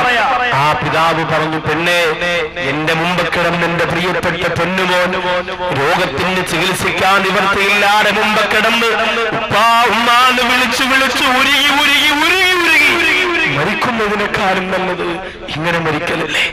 ഒന്നെങ്കിൽ ചികിത്സിക്കാൻ പൈസ വേണം, അല്ലെങ്കിൽ ഇങ്ങനെ മരിക്കണം. അങ്ങനെ തീരുമാനിച്ചു. 3 ആൺമക്കൾ, 3ാമത്തെ പൊന്നുമോന് ആദ്യത്തെ ആളിന് വിഷം കൊടുത്തു, 2ാമത്തതിന് കൊടുത്തു, 3ാമത്തത് 2 വയസ്സിനകത്ത് പ്രായമുള്ള പുഞ്ചിരി പോലും മായാത്ത ഒരു പൊന്നോമന കുട്ടനായിരുന്നു. സുബ്ഹാനല്ലാഹ്. ആ കുഞ്ഞിനെ മാറോട് ചേർത്ത് വെച്ച് മണിക്കൂറുകളോളം ചുംബനം കൊടുത്തിട്ട് ആ കുഞ്ഞിന്റെ വാക്യവത്ത് പോലും വിഷച്ചോറ് വാരി വെച്ചു കൊടുത്തിട്ട് 5 പേരാ മലപ്പുറത്ത് വീടിന്റെ അകത്ത് 5 പേര് മരിച്ചു വീട് കിടന്നു പോരെങ്കിൽ സഹോദരങ്ങളെ, അല്ലാഹു തരുന്ന പണം കൊണ്ട് പാവപ്പെട്ടവരെ മറന്ന് അഹങ്കാരത്തിന്റെ പ്രതിരൂപങ്ങളായി മാറുമ്പോ നരകത്തിന്റെ 1ാമത്തെ കവാടമാണ്. വഹസുബുഹു ജഹന്നം വഹസുബുഹു ജഹന്നം വഹസുബുഹു ജഹന്നം. അല്ലാഹു കാത്തുരക്ഷിക്കട്ടെ. അഹങ്കാരത്തിന്റെ രൂപങ്ങളായി കല്യാണ വീടുകൾ മാറുന്നില്ലേ? ബഹുമാനപ്പെട്ട തഴവ ഉസ്താദ് പറഞ്ഞതുപോലെ ബിരിയാണി വേണ്ടവർ പോകണേ തെക്കോട്ട്, നെച്ചോറ്റിനാഗ്രഹമുള്ളവർ വടക്കോട്ട്, വെറും ചോറ് കറിയും പ്രഥമനും കിഴക്കോട്ട്, കൈകഴുകുവാൻ പോകേണ്ടതാ താഴോട്ട്. അങ്ങനെ ആ അൽമവാഹിബുൽ ജലിയൊക്കെ വായിച്ചു നോക്കണം. വാങ്ങി അലമാര കൊണ്ട് വെച്ചാൽ പറ്റൂല. അതൊക്കെ നോക്കണം. അതിനകത്തുള്ളതാ എന്ത് രസമായിട്ടാ പറഞ്ഞെന്നറിയോ? അത്ഭുതമാണ് പ്രിയപ്പെട്ടവരെ.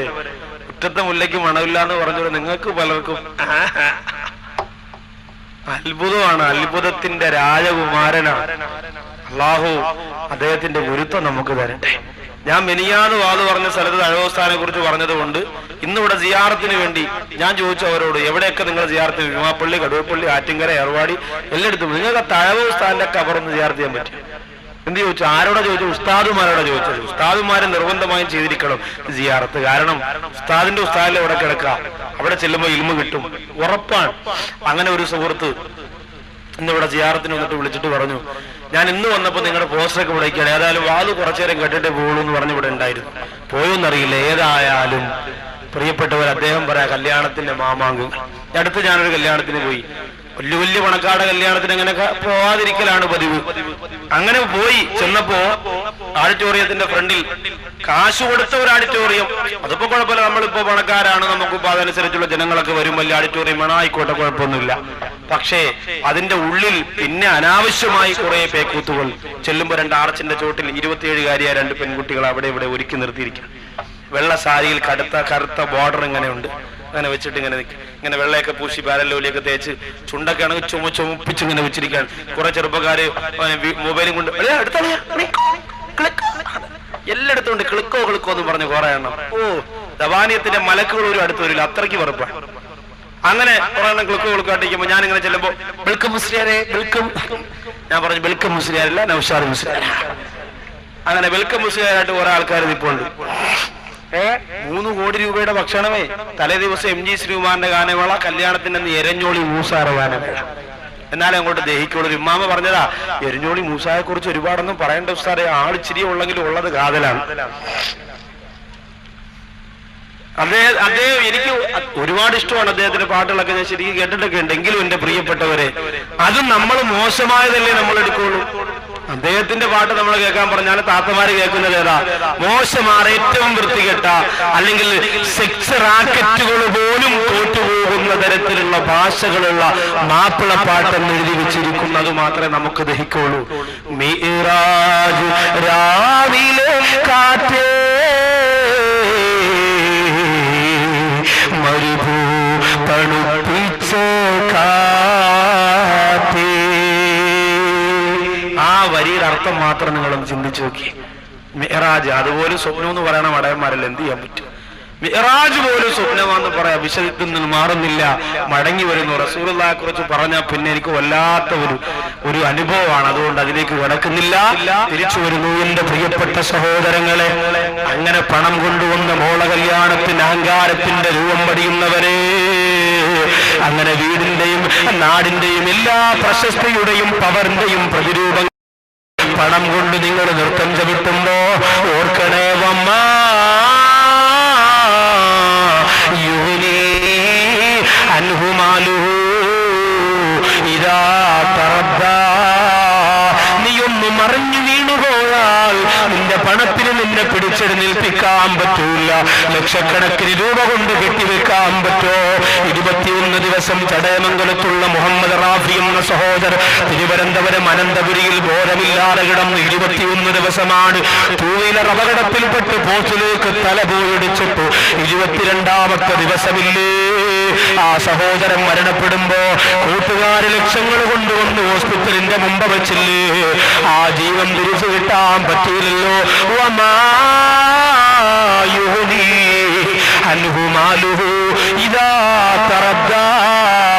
നീ ഒന്നും മറിഞ്ഞു വീണുപോയാ നിന്റെ പണക്കെട്ടിന് നിന്നെ പിടിച്ചേൽപ്പിക്കാൻ പറ്റൂലല്ലോ.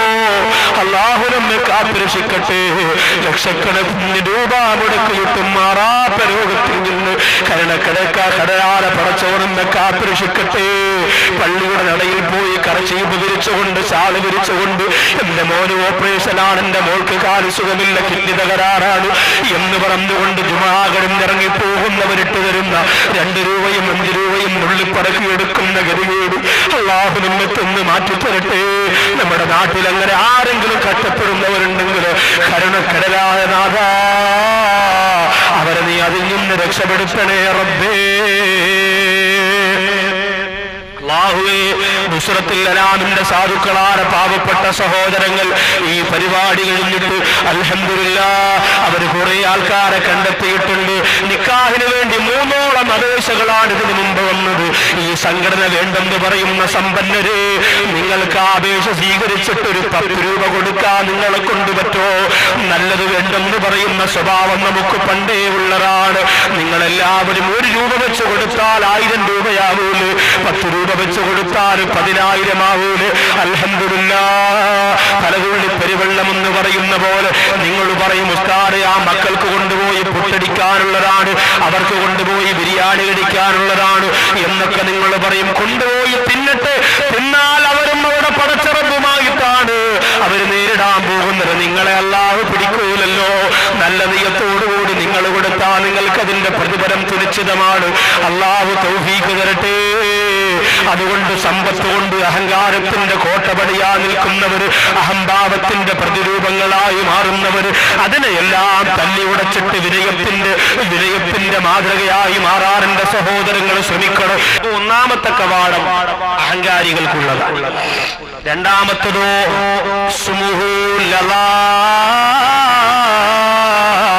നരകത്തിന്റെ രണ്ടാമത്തെ കവാടത്തിന്റെ പേരിൽ ലള എന്നാണ്. ലള സാമ്പത്തിക സൂക്ഷ്മതയില്ലാത്തവരാണ് അതിൽ കടന്നു പോകുന്നത്. സാമ്പത്തിക സൂക്ഷ്മതയില്ലാത്തവരാണ് അതിനകത്ത് കിടക്കുന്നതെന്ന് പറഞ്ഞാൽ സമ്പാദ്യം എങ്ങനെ ഉണ്ടാക്കിയാലും കുഴപ്പമില്ല എന്ന് ചിന്തിച്ചുകൊണ്ട് പലിശയ്ക്ക് കൊടുത്തുകൊണ്ട് പലിശ വാങ്ങിക്കൊണ്ട് കള്ളു കച്ചവടം നടത്തിയിട്ട് വ്യഭിചാരം നടത്തിയിട്ട് പണമുണ്ടാക്കുന്നവരാണ്. അല്ലാഹു കാത്തുരക്ഷിക്കട്ടെ. രണ്ടാമത്തെ കവാടം ലള എന്നാണ് പേര്. അതിലൂടെ കടക്കുന്നത് സാമ്പത്തിക സൂക്ഷ്മതയില്ലാത്തവരാണ്. ഇന്ന് പണം എങ്ങനെ സമ്പാദിക്കണമെന്നുള്ള ചിന്തയാണ് പലരുടെയും മനസ്സിലുള്ളത്. സഹോദരങ്ങളെ, ഹൈറായ രീതിയിലൂടെ പണം സമ്പാദിച്ചാൽ അതിനൊരു ബറക്കത്താണ്. ഹറാമിലേക്ക് വിട്ടുപോകാതെ പണം സമ്പാദിച്ചാൽ അതിനൊരു ബറക്കത്താണ്. പലിശ എന്ന് പറയുന്നതിന്റെ പ്രിയപ്പെട്ടവരെ ഇന്ന് തകർത്തു തിമിർത്ത് ആടിക്കൊണ്ടിരിക്കുകയാണ്. ഹജ്ജിന് പോകുന്നവര് പോലും പോയിട്ട് വന്നിട്ട് പോലും പലിശയുടെ ബാക്കി വാങ്ങുന്ന കാലമാണ്. എന്റെ പ്രിയപ്പെട്ട സഹോദരങ്ങളെല്ലാം കൊട്ടേഷൻ ടീമിൽ പ്രവർത്തിച്ചുകൊണ്ട് കൈവെട്ടിയിട്ട് കാല് വെട്ടിയിട്ട് തല വെട്ടിയിട്ട് ഗുണ്ടാപിരിവ് നടത്തിയിട്ട് കിട്ടുന്ന പണം കൊണ്ട് ഉദരപൂരണം നടത്തുന്നവരാണ് ഒഴിവാക്കണം. അപ്പമാരുടെ മനസ്സിലൊക്കെ ചിന്ത 5 മക്കളുണ്ടെങ്കിൽ ഒരാൾ ഗുണ്ടയായിരിക്കണമെന്ന്. ഒരാൾ ഹാഫിദ്, ഒരാൾ ആലിം, ഒരാൾ ഗുണ്ട. കാരണം വാപ്പാക്ക് ധൈര്യമായിട്ട് ഇറങ്ങി നടക്കാൻ തടവയിൽ ആരും വിരട്ടൂല. വിരട്ടിയാൽ എന്റെ മോനെ ശുക്കൂറിനെ ഇപ്പൊ ഞാൻ വിളിക്കുമെന്ന് പറഞ്ഞ് മൊബൈൽ എടുക്കുമ്പോ വേണ്ട ഒന്നും വേണ്ട, അവനെ വിളിക്കണ്ട. അതിനുവേണ്ടി ഒരു ഗുണ്ട ആവശ്യമാണ് പറയാം. ഒരു സ്ഥലത്ത് വാതിന് പോയപ്പോ മുടിയൊക്കെ വിടംബരം വളർത്തി ഒരു സഹോദരൻ, സാറേ ബിസിനസിന്റെ പുരോഗതിക്ക് വേണ്ടി ദുആ ചെയ്യണം. കൈയൊക്കെ നല്ല തഴമ്പ്. എന്താണ് ബിസിനസ്? ഞാനൊരു ചെറിയ ഗുണ്ടയാണ്. അല്ലാഹുമ്മ അൻസിൽ ഫീ ഗുണ്ട വൽ ഗുണ്ട എന്ന് ദുആ ചെയ്യാൻ പറ്റും. ചെറിയ ഗുണ്ടയാണ് പോലും ആലോചിച്ച നമ്മൾ. അപ്പോ അങ്ങനെ മറ്റുള്ളവരെ വഞ്ചിച്ചുകൊണ്ട് പറ്റിച്ചുകൊണ്ട് തട്ടിയെടുത്തുകൊണ്ട് ഇന്നുണ്ടല്ലോ റിയൽ എസ്റ്റേറ്റ് ബിസിനസ്. പാരൻ അല പാരിഹിം എന്ന് പറഞ്ഞ പോലെ ഒരാൾ മറ്റൊരാൾക്ക് പാരയാണ്. നേരം വെളുക്കും പറയാം മറ്റോ മൊബൈൽ എടുത്ത് അതിനോട് ഒറ്റോട്ട നേരം വെളുക്കുമ്പോൾ ഓടുക. എന്നിട്ട് പാര വെച്ചുകൊണ്ട് മറ്റുള്ളവരെ കരയിപ്പിച്ചുകൊണ്ട് ഒരു തുണ്ട് ഭൂമിക്ക് വേണ്ടി കൂടപ്പുറത്തിന് വരെ ചവിട്ടിത്താഴ്ത്തിയിട്ട് എന്റെ പ്രിയപ്പെട്ടവരെ പണമുണ്ടാക്കിയെന്ന് അഹങ്കാരത്തോടെ പറയുന്നവരാലോചിച്ചോ. ഇന്നലികുല്ലി ഉമ്മത്തിൻ ഫിത്ന വഫിത്നതു ഉമ്മത്തി അൽമാ. എല്ലാ സമുദായത്തിനും അല്ലാഹു ഫിത്ന കൊടുത്തിട്ടുണ്ട്. വഫിത്നതു ഉമ്മത്തി അൽമാ. എന്റെ സമുദായത്തിന് അല്ലാഹു കൊടുത്തിരിക്കുന്ന ഫിത്ന അത് സമ്പത്താണ്. അത് സമ്പത്താണ്. അത് ക്യാൻസറല്ല, ട്യൂമറല്ല, എയ്ഡ്സ് അല്ല, സമ്പത്താണ് എന്ന് ലോകത്തിന്റെ നായകൻ പറയുമ്പോൾ ആ സമ്പത്ത് വരുമ്പോ നമ്മുടെ രൂപം മാറുന്നില്ലേ? നമ്മുടെ കോലം മാറുന്നില്ലേ? നമ്മുടെ ഭാവം മാറുന്നില്ലേ? പ്രമാണമില്ല സൊസൈറ്റിയിൽ വെച്ച് കേൾപ്പിപ്പോവാണ്. ഉസ്താദിനോട് വന്ന് പറയുന്നു 100 രൂപ ഉസ്താദിന് കൊണ്ട് കൊടുത്ത് ദുആ ചെയ്യണം. ഉസ്താദേ ഞാൻ രക്ഷപ്പെട്ടാ നിങ്ങളെ ടൈമാണ്, നിങ്ങളെവിടെ ആരും ഒന്നും പറയൂല, മാസാമാസം ഞാൻ തരും 10,000 രൂപ, നിങ്ങൾ വിഷമിക്കണ്ട, ഞാൻ രക്ഷപ്പെടാൻ വേണ്ടി ദുആ ചെയ്യണം. ചെറ്റക്കൂരൊക്കെ പണയപ്പെടുത്തിയിട്ട് പോവാൻ മാമാക്ക് 50 രൂപ, അസിസ്റ്റന്റിന് 75 രൂപ, ഉസ്താദിന് 100 രൂപ കണക്കാക്കി കൊടുത്ത് കേൾപ്പിപ്പോയി. ഉസ്താദ് കരഞ്ഞു വിളിച്ചൊരു ദുആ അങ്ങോട്ട് ചെയ്ത് ചെന്ന് കയറി ഉടനെ അവൻ തിരിച്ച് നാട്ടിൽ വിളിച്ചു, ഉമ്മച്ചി ഉസ്താദിന്റെ ദുആ കബൂലായി ഉമ്മ. കണ്ണു കണ്ടുകൂടാത്തൊരു പൊട്ടൻ അറബിയാണ് എനിക്ക് കിട്ടിയത്. അല്ലാഹ് എത്ര വാരിക്കൊണ്ടുവന്നേരം ഒന്നോണം അറിയൂല. ഉസ്താദ് കിടിലൻ തന്നെ. 2 കൊല്ലം അവിടെ നിന്ന് 25 കൊല്ലം ഒരാൾ നിന്ന് മോട്ടിച്ചാ കിട്ടുന്ന പൈസ മൊത്തം ഉണ്ടാക്കി നാട്ടിൽ വന്നു. വന്നപ്പോ ഉസ്താദ് വിചാരിച്ചിരുന്നു ഗോള് തന്നെ നമ്മൾ ദുആയൊക്കെ ചെയ്ത് സെറ്റപ്പായ പയ്യൻ വന്നു. ഉസ്താദിനെ കണ്ടോന്നെ ഉസ്താദ് ഓടിച്ചെന്ന് ഉസ്താദിന്റെ സ്ഥലം ഇവിടെ തടവേലോ. ശരി ഉസ്താദ് ചോദിച്ചു എന്തോടെ എന്റെ കവലിനകത്ത് ചേമ്പ വെച്ചിട്ടിരിക്കുകയാണ്, സംസാരിക്കാൻ വയ്യ, വയറൊക്കെ ഇറങ്ങി കവളൊക്കെ പെരുവി ഉസ്താദ് ഉസ്താദ് അന്തം വിട്ടുപോയി. കാരണം എന്താണെന്നറിയോ? കുറച്ച് നോട്ട് കെട്ടുകൾ ഇപ്പൊ അവന് കിട്ടി. അതാണ് ഈ മാറ്റം. ഉസ്താദിനെ അറിയാൻ വയ്യ. മോദി സാഹിബ് ഓടി വന്നിപ്പോ കിട്ടുമെന്നും പറഞ്ഞ് ചവിട്ടി തൂത്തുകൊണ്ട് വണ്ടി എടുത്തോണ്ട് ഒറ്റ പോക്ക്. ആരെയും തിരിച്ചറിയുന്നില്ല. പണ്ട് അവസാനം പോക്കത്തി കിടന്ന 10 രൂപ കാണിക്ക വഞ്ചിയിലേക്ക് ഇട്ടുകൊടുത്തു പോയ ഓർമ്മ പോലും ഇന്നവനില്ല. എന്തുകൊണ്ട്? പണം വന്നു മൂടിയത്.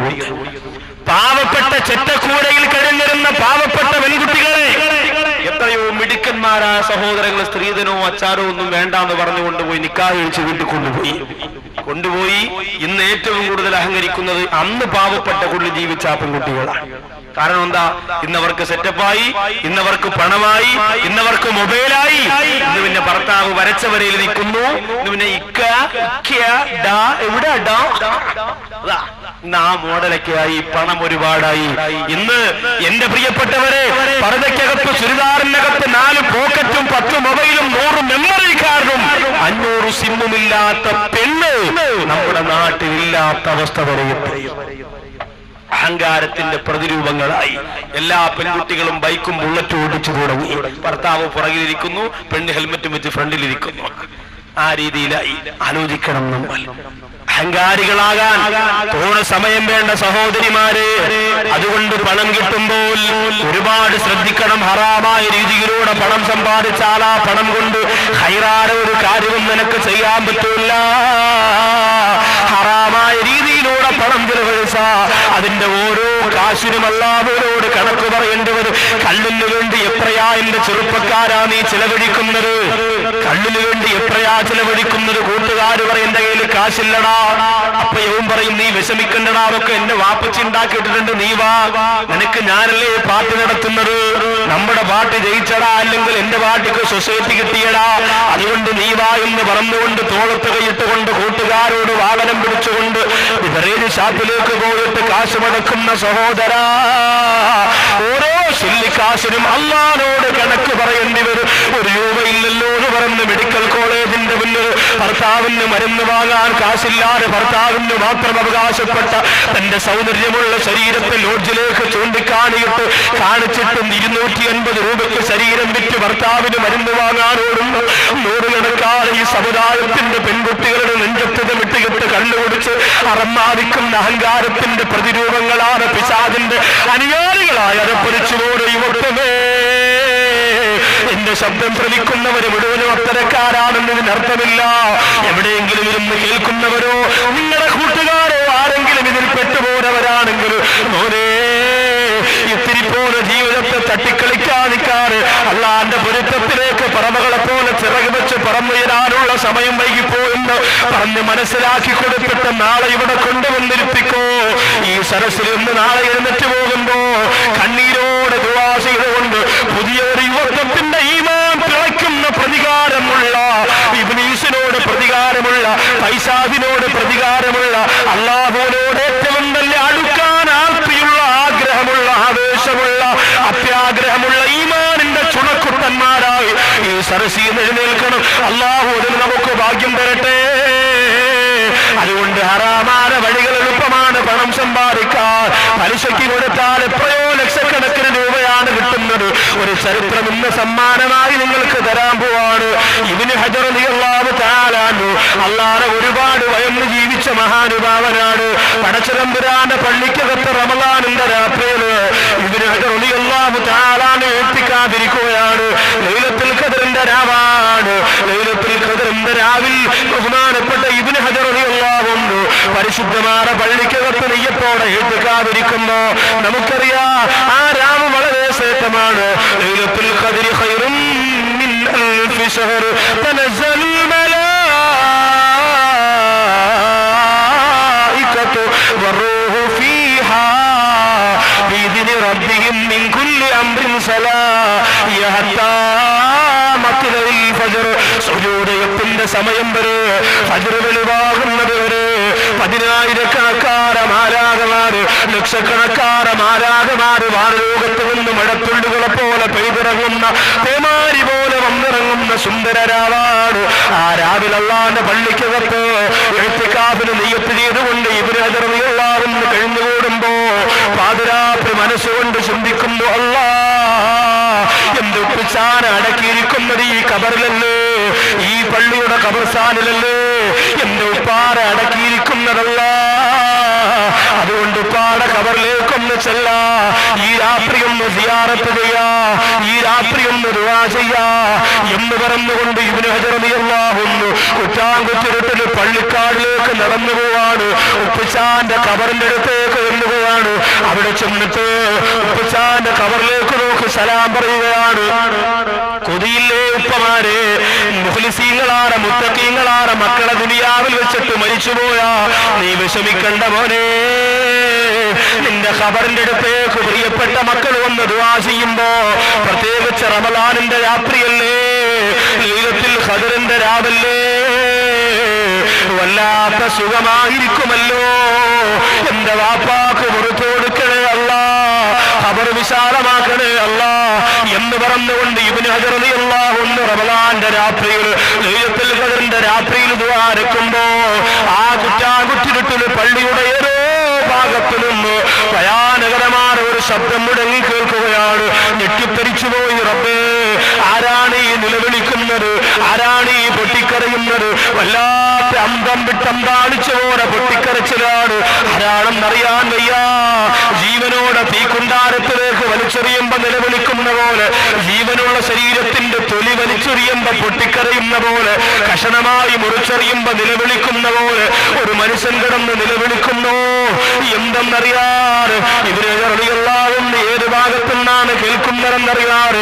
പള്ളിയുടെ പള്ളിപ്പറമ്പാകുന്ന ഖബറിന്റെ ഭാഗത്ത് മുഴുവനും ഇങ്ങനെ കറങ്ങിപ്പോകുമ്പോ, അതേ കാടുകൾക്കിടയിൽ നിറയ്ക്കപ്പെട്ടിരിക്കുന്ന ഒരു ഖബറ്, ഇടിഞ്ഞുപോലെ കുടുങ്ങിത്താണു പോയ ഒരു ഖബറ്. സുബ്ഹാനല്ലാഹ്, ആ ഖബറിന്റെ അകത്തിരുന്നാണ് ഈ നിലവിളി കേട്ടത്. ഇബ്നു ഹജർ റളിയല്ലാഹു അൻഹു ഞെട്ടിത്തരിച്ചു പോയി, മുട്ടുകാല് വിറച്ചുപോയി, പള്ളിയിലേക്ക് പോയി. സുബ്ഹ് നിസ്കാരത്തിന് പള്ളിയിൽ വന്ന ഏറ്റവും പ്രായം കൂടിയ ഒരു ഉപ്പാനോട് പറഞ്ഞു, ഉപ്പാ, ഒരു ഖബർ ഞാൻ കാണിച്ചു തന്നാൽ അതിനകത്താരെയാണ് അടക്കപ്പെട്ടിരിക്കുന്നതെന്ന് ഉപ്പയൊന്ന് പറയുമോ? ആ ഉപ്പ പറയുന്ന തങ്ങള് 30 വർഷമായിട്ട് ഇവിടെ ആരെയൊക്കെ അടക്കിയിട്ടുണ്ടോ അവരുടെ പേരെനിക്കറിയാം, അവരുടെ ഖബർ എനിക്കറിയാം. ഇബ്നു ഹജർ റളിയല്ലാഹു അൻഹു ആ പ്രിയപ്പെട്ട ഉപ്പാന്റെ കയ്യും പിടിച്ചുകൊണ്ട് ചെല്ലുകയാണ്. രാത്രിയിൽ താൻ നിലവിളി കേട്ട, പൊട്ടിക്കരച്ചിൽ കേട്ട ഖബറിന്റെ ഭാഗത്തേക്ക് കൊണ്ടുപോയിട്ട് ചോദിക്കുന്നു, ഉപ്പാ, ഇതാരുടെ ഖബറാണ് ഉപ്പാ? ആ ഉപ്പ പറയുന്നു, തങ്ങള് ഈ ഖബറിന്റെ അകത്ത് നിന്ന് നിലവിളി കേൾക്കാൻ സാധ്യതയില്ല. കാരണം ഇയാൾ കൃത്യമായി നിസ്കരിച്ചിരുന്ന ആളാണ്, നോമ്പ് പിടിച്ചിരുന്ന ആളാണ്. പിന്നെ എന്തേ കരഞ്ഞുപോയതെന്ന് എനിക്കറിയില്ല തങ്ങള്. ഇബ്നു ഹജർ റളിയല്ലാഹു അൻഹു പറയുകയാണ്, ഓർത്തു നോക്കിയേ, ഒന്നാലോചിച്ചു നോക്കിയേ, ജീവിതത്തിൽ അല്ല പൊറുക്കാത്ത എന്തെങ്കിലും തെറ്റ് ചെയ്തിരുന്നോ എന്ന് ചിന്തിക്കാൻ പറയുമ്പോൾ ഇബ്നു ഹജർ റളിയല്ലാഹു അൻഹുവിനോട് ആ ഉപ്പ പറയുന്നു, തങ്ങള്, ഒരു കാര്യം എനിക്ക് ഓർമ്മ വരികയാ. മരിക്കുന്നതിനും കുറെ മാസങ്ങൾക്ക് മുമ്പ് ഇയാൾക്കൊരു രോഗം പിടിപെട്ടത് കൊണ്ട്, ജോലിക്കൊന്നും പോകാൻ പറ്റാത്തത് കൊണ്ട് ഭാര്യ പറഞ്ഞു, അദ്ദേഹത്തിനോട് ഭാര്യ പറഞ്ഞു, ഇനി നിങ്ങളൊരു ജോലിക്കും പോണ്ട, ഇത്രയും നാൾ കച്ചവടം ചെയ്ത ലാഭം എടുത്തുകൊണ്ട് അതിനെ അങ്ങ് പലിശയ്ക്ക് കൊടുക്കാ. അങ്ങനെ ഭാര്യയുടെ വാക്ക് കേട്ടുകൊണ്ട് 10,000 രൂപ പലിശയ്ക്ക് കൊടുത്ത് ജീവിച്ച മനുഷ്യനാണ്. ആ പലിശയ്ക്ക് കൊടുത്ത് കൊടുത്ത് കൊടുത്ത് അവസാനം അസ്രായീൽ ഒന്ന് കൊണ്ടുപോയി തങ്ങളെ. ഇബ്നു ഹജർ റളിയല്ലാഹു അൻഹു പറയുകയാണ്, സുബ്ഹാനല്ലാഹ്, പലിശക്കാരന്റെ റമളാനിന്റെ ലൈലത്തുൽ ഖദറിന്റെ രാത്രി പോലും ഖബറിന്റെ അകത്ത് സമാധാനമില്ല. പാവപ്പെട്ടവന്റെ നീരൂറ്റി കുടിച്ചിട്ട് പണമുണ്ടാക്കുന്നവനെ നെളിഞ്ഞുകൊണ്ട് തേച്ച് മടങ്ങാത്ത ചുളുങ്ങാത്ത ഡ്രസ്സിട്ടുകൊണ്ട് ചാരിയിരുന്നുകൊണ്ട് നീളമുള്ള മൊബൈലും കൊണ്ടിറങ്ങി അഹങ്കാരത്തിന്റെ കോലത്തിൽ നടക്കുന്നവരെ നിങ്ങൾ ചിന്തിക്കുമല്ലോ, ഇന്ന് തഴവയിൽ എനിക്ക് കുറെ ജനങ്ങളുണ്ട്, എനിക്ക് കുറെ ആൾക്കാരുണ്ട്, എല്ലാവരും കാണുമ്പോനെ അത് ദുനിയാവിൽ മാത്രമാണ്. നിന്റെ കണ്ണടഞ്ഞു പോയ ആ സെക്കൻഡ് മുതൽ മോനെ പിന്നെ നരകത്തിന്റെ തീയാണ്. അതുകൊണ്ട് സാമ്പത്തിക സൂക്ഷ്മത പാലിക്കണേ പെങ്ങള്. ഹറാമായത് കിടത്തിയിടല്ലേ, ഹറാമായത് കഴിക്കല്ലേ. എന്തിനേറെ ഒരു തുണിക്കടയിലേക്ക് തുണിയെടുക്കാൻ പോയാൽ ആ കടയിൽ ചെന്നിട്ട് 600 രൂപയുടെ സാരി 400 രൂപയ്ക്ക് വാങ്ങിക്കൊണ്ടുവരുമ്പോ കടക്കാരൻ പറയുന്നു, ഗതിയില്ലാതെ സമ്മതിച്ചതാണെന്നൊരു വാക്ക് പറഞ്ഞാൽ 200 രൂപയുടെ ഭാഗം ഹറാമാണ് പെണ്ണേ. സാരി കൊടുത്തുകൊണ്ട് നിസ്കരിച്ച നിന്റെ നിസ്കാരം ശരിയല്ല.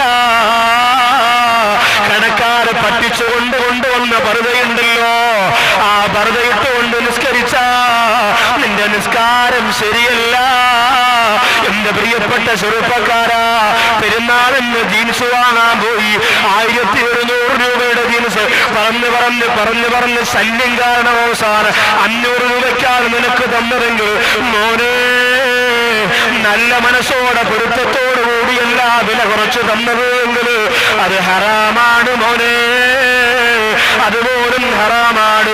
പലിശ മാത്രമല്ല ഹറാമായത്, അയൽവാസിയുടെ പൊരുത്തമില്ലാതെ അവരുടെ മാവിൽ നിൽക്കുന്ന മാമ്പഴം അടർന്നു വീണതില്ലേ, അത് പെറുക്കി മക്കൾക്ക് കൊടുക്കുന്നത് പോലും ഹറാമാണ്. അബൂ ദുജാന റളിയല്ലാഹു അൻഹു അതുകൊണ്ടല്ലേ നബി തങ്ങളോട് പറഞ്ഞത്, നബിയേ, ഇന്ന് സുബഹി കഴിഞ്ഞ് ഒരുപാട് നേരം എനിക്ക് പള്ളിയിലിരിക്കാൻ പറ്റൂല. ഇന്നലെ ഞാനങ്ങനെ ഇരുന്നിട്ട് ചെന്നപ്പോ ജോലി കുറച്ചു ദിവസം കൊണ്ടില്ല നബിയേ, അതുകൊണ്ട് കുടുംബം പട്ടിണിയാണ് നബിയേ. എന്റെ പ്രിയപ്പെട്ട മക്കള് വിശന്ന് തളർന്ന് വീടിന്റെ മുമ്പിലേക്ക് വന്ന് അബീ അബീ എന്ന് വിളിച്ചുകൊണ്ട് കരഞ്ഞപ്പോ അപ്പുറത്ത് താമസിക്കുന്ന ജൂതന്റെ ആ വൃക്ഷത്തിൽ നിന്ന് ഫലങ്ങൾ ഇങ്ങനെ പഴുപ്പന്റെ വീടുമുറ്റത്തേക്ക് വീണതാണ്. ആ മക്കൾ പോയി ഇഴന്നെടുപ്പ് കഴിച്ചു നബിയേ. ഞാൻ വേഗം ചെന്നിട്ട് വിശന്ന് വലന്ന എന്റെ മക്കളുടെ വായ്ക്കകത്തേക്ക് കൈകടത്തിയിട്ട് അതിന് പുറത്തേക്ക് ഛർദിപ്പിച്ചു കളഞ്ഞു നബിയേ എന്ന് പറയുമ്പോ അവരുടെ അനുയായികളായി മര്യാദയുടെ മഹിതത്വങ്ങൾ സ്വീകരിച്ചുകൊണ്ട് ജീവിക്കാനുള്ളതാ. ഇന്ന് വിദേശ രാജ്യത്ത് വലിയ മോഷണം നടത്തുന്നില്ലേ? സൗദി അറേബ്യ എന്ന പരിശുദ്ധമായ രാജ്യത്ത് പോലും കള്ളം പഠിച്ചുകൊണ്ട് മോഷണം പഠിച്ചുകൊണ്ട് എന്റെ പ്രിയപ്പെട്ടവരെ എത്രയോ സ്ഥാപനങ്ങളിൽ നിന്ന് കൈയിട്ട് വാരിയിട്ട് നാട്ടിൽ വന്നിട്ട് ആഡംബരത്തോടെ ജീവിക്കുന്നില്ലേ? മോനെ, അവിടെ പോയി അറബിയെ പറ്റിച്ച് പണമുണ്ടാക്കിയിട്ട് നാട്ടിൽ വിളിച്ചു പറയും, വാപ്പാ റെഡിയായിക്കോ ഹജ്ജിന് പോകണം, ഉമ്മ റെഡിയായിക്കോ ഹജ്ജിന് പോകണം. കുറെ അറബികളൊക്കെ ഞാൻ എത്തിങ്കാനയിലാക്കിയിട്ടുണ്ട്, എല്ലാം കൂടെ വാരിക്കൊണ്ട് വരെയാണ് റെഡിയായിക്കോ എന്ന് പറഞ്ഞ് 90 വയസ്സായ വാപ്പാനെ ഉമ്മാനെ മക്കത്ത് കൊണ്ടുപോയി ചുമന്നിറക്കുമ്പോ അള്ളാഹ് പൊരുത്തപ്പെടുമെന്ന് കരുതണ്ട മോനെ. സൗദി അറേബ്യയിൽ 6200 രൂപ മാസ ശമ്പളം വാങ്ങി 2.5 വർഷം കൊണ്ട് ജോലി ചെയ്യുന്ന ഒരു സഹോദരനെ മക്കത്ത് വെച്ച് കണ്ടതാണ്.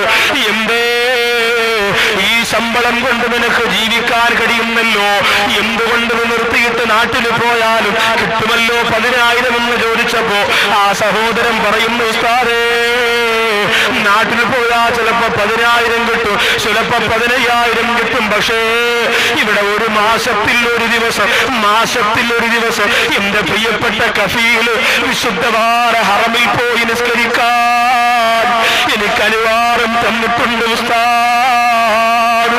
ശമ്പളം കിട്ടിയില്ലെങ്കിലെന്താ, അല്ലാഹുവിന്റെ കഅബാലയത്തിന്റെ മുറ്റത്ത് പോയി ജുമുഅ നിസ്കരിക്കാൻ, മാസത്തിൽ ഒരു ജുമുഅ നിസ്കരിക്കാനുള്ള ഭാഗ്യം എനിക്കുണ്ടല്ലോ.